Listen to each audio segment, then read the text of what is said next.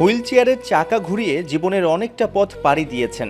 একাগ্রতা, চেষ্টা আর পরিশ্রমেই ওরা প্যারা অলিম্পিক থেকে দেশের জন্য সাফল্য বয়ে নিয়ে এসেছেন। তবুও এতদিন খুব একটা সম্মান আর সম্মানই জোটেনি এই পদকজয়ী অ্যাথলিটদের। ওদের বুক ভরা কষ্ট যেন নিমেষেই মুছে দিলেন খেলাপ্রিয় প্রধানমন্ত্রী তারেক রহমান।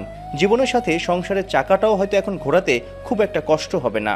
জনাব তারেক রহমান উনি আমাদের মতো প্যারা অ্যাথলেটদের দুঃখ কষ্ট বুঝতে পারছে। যেরকম ভালোদের মতো তো আমাদের জীবনযাপনটা হচ্ছে একটু অন্যরকম, কারণ আমাদের চলাফেরা বা যে কোনো দিক দিয়ে বলেন আমাদের খরচ বেশি। আমাদের মতো ডিসেবল যারা পিছিয়ে পড়া মানুষ আছে ওরা আমাদের দিকে অনেক ইন্সপায়ার হবে। ক্রীড়া হলে পেশা, পরিবার পাবে ভরসা, এই ট্যাগলাইনে সোমবার 129 অ্যাথলিটকে ক্রীড়া কার্ড ও ক্রীড়া ভাতা দিয়েছে বাংলাদেশ সরকার। প্রতি মাসেই সাফল্যধারী খেলোয়াড়দের ব্যাংকে ঢুকবে 1 লাখ টাকা।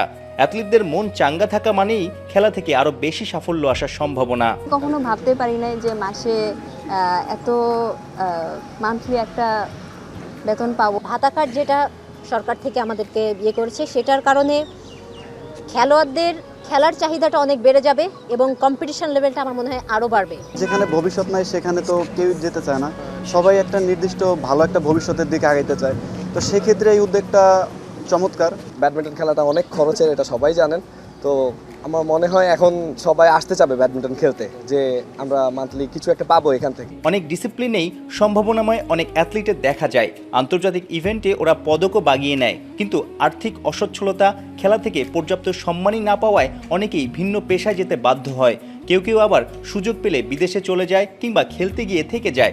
প্রধানমন্ত্রী তারেক রহমানের এই দারুণ উদ্যোগে নিশ্চয়ই আর ঝরে পড়বে না প্রতিভাবানরা। টেবিল টেনিস বলেন বা অন্যান্য সকল স্পোর্টস বলেন, আমরা এটাকে এখন থেকে প্রফেশন হিসেবে নিতে পারবো। দেশের প্রধানমন্ত্রী যে আমাদেরকে সুযোগ করে দিয়েছে, তো আমরা চেষ্টা করব অলিম্পিক পর্যায়ে খেলার এবং আরও ভালো করার। ভবিষ্যতে যেমন আমরা এশিয়ান গেম না, আমরা ওয়ার্ল্ড প্যারা গেমের মধ্যে আমরা অংশগ্রহণ করে বাংলাদেশের জন্য ভালো সুনাম বয়ে আনতে পারবো ইনশাআল্লাহ। সোমবার 129 জন খেলোয়াড়ের মুখে হাসি ফুটেছে। সাফল্যধারী এবং প্রতিভাবান মিলিয়ে মোট 500 খেলোয়াড়কে মাসিক ভাতা দেওয়ার চিন্তা করছে বাংলাদেশ সরকার।